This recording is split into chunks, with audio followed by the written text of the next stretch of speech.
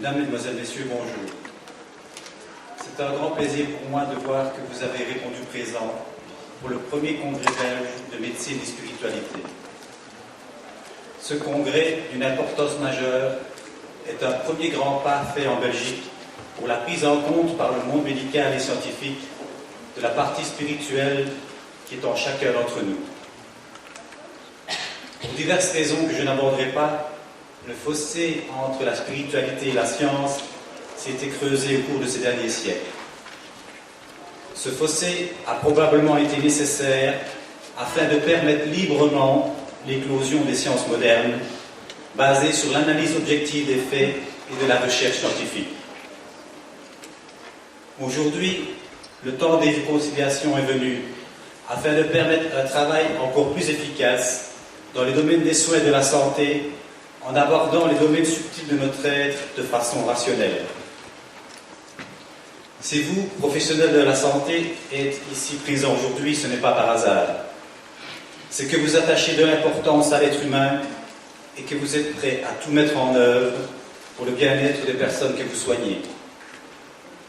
Si vous n'êtes pas professionnel de la santé et que vous êtes aussi ici ce jour, c'est que vous sentez qu'il existe autour de nous des forces mal connues qui peuvent être mises en action par la prière, l'amour et la volonté pour seconder l'effort de la science médicale dans le soulagement des personnes malades. Certains vous diront que tout finit à la mort de notre corps physique, que rien ne subsiste, que les êtres spirituels qui nous entourent n'existent pas et qu'il est dès lors impossible qu'ils nous perturbent jusqu'à nous créer des problèmes de maladies physiques et ou mentales. Peut-être même que certains d'ici, présents, pensent ainsi. Si c'était le cas, j'espère qu'à la fin de ce congrès, vous accepterez au moins l'idée d'une vie après la vie et chercherez à le vérifier avant d'en rejeter la possibilité. N'avons-nous pas perdu assez de temps? Pourquoi certaines personnes dépensent-elles tant d'énergie à nier ce qui pourrait être une évidence, ou tout au moins ce qui pourrait entrer dans le cadre du bon sens et de la recherche scientifique? Ce domaine n'est pas le seul à avoir contre lui des personnes qui nient des vérités, sans parfois même avoir essayé de les vérifier.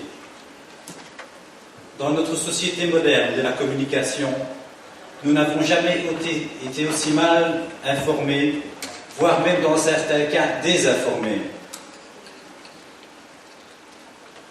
Quel que soit l'impact direct de ce congrès, nous pouvons déjà nous dire que la graine est semée, le temps la fera germer. Toutes les idées nouvelles mettent longtemps pour être acceptées et reconnues par la majorité. Il fut un temps où l'on payait de sa vie parce que l'on sortait de la norme. Aujourd'hui, ce n'est fort heureusement plus le cas, et je peux même vous dire que plusieurs personnes des domaines des soins et de la santé n'ont pas hésité à me contacter pour exprimer leur satisfaction face à un tel événement que certains attendaient depuis longtemps. Sans débattre sur le fond du problème, nous allons aborder pendant ces 2 jours des thèmes souvent controversés. C'est ainsi que vous aurez l'occasion d'entendre différents médecins qui pratiquent déjà ce que l'on pourrait appeler la médecine intégrale et qui sont prêts à mettre leur savoir et leur expérience à votre disposition. Que dire d'une thérapie qui permet de guérir les personnes malades là où les moyens traditionnels ne fonctionnent pas? C'est qu'elle est efficace et qu'elle vaut au moins la peine d'être étudiée et utilisée en complément, j'ai bien dit en complément, des méthodes traditionnelles. Notre souhait au terme de son congrès est multiple. D'une part, nous espérons que l'ensemble des professionnels de la santé ici présents pourront à l'avenir prendre en compte des paramètres nouveaux dans le cadre des soins de santé et accepter, lorsque nécessaire, le support de personnes qui ne cherchent qu'à venir en aide à leurs prochains. D'autre part, nous comptons sur l'engagement d'un certain nombre d'entre vous pour concrétiser à terme la mise en place d'une association de médecins spirites en Belgique, comme il en existe déjà dans plusieurs autres pays de par le monde.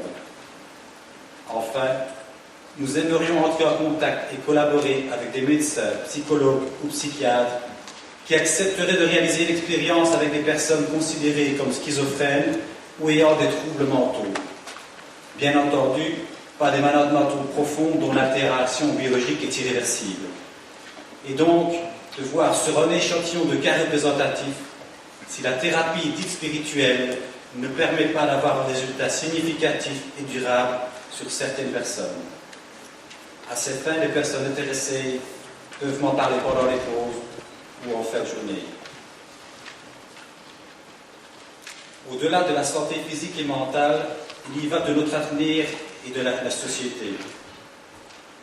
L'homme a besoin de comprendre que rien ne finit, que tout est en perpétuelle évolution et que tout recommence, afin d'envisager la vie de toute autre façon pour le bien de tous. Les derniers événements écologiques et économiques sont là pour nous rappeler que la matière n'est pas notre finalité, mais bien un moyen, je dis bien un moyen, mis à notre disposition pour notre évolution spirituelle et intellectuelle.